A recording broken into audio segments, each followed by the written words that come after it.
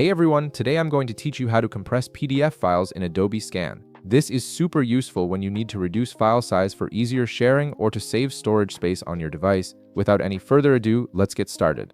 First, locate and tap the Home icon in the upper left corner of your screen. This will take you to your main Adobe Scan dashboard where all your scanned documents and PDF files are stored. From here, you'll be able to access and manage all your saved files. Now scroll through your files and find the specific PDF document you want to compress. Take your time browsing through your list until you locate the right file. Once you've found it, you're ready to move to the next step. After locating your PDF, tap on the More option associated with that file.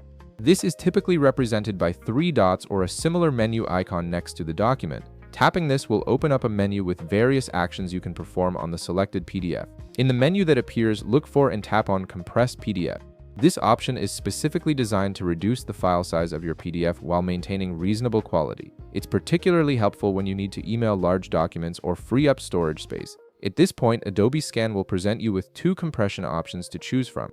You'll see high compression and low compression. High compression will significantly reduce the file size but may slightly lower the quality, while low compression maintains better quality but reduces the file size less dramatically.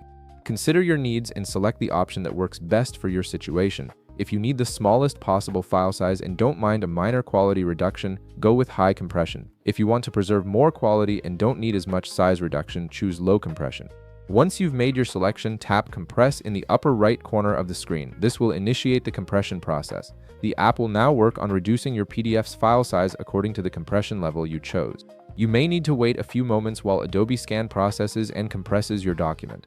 And that's it. Your PDF is now compressed and ready to use with a smaller file size, making it much easier to share or store. If this video helped you out, be sure to leave a like, subscribe, and I'll see you in the next one.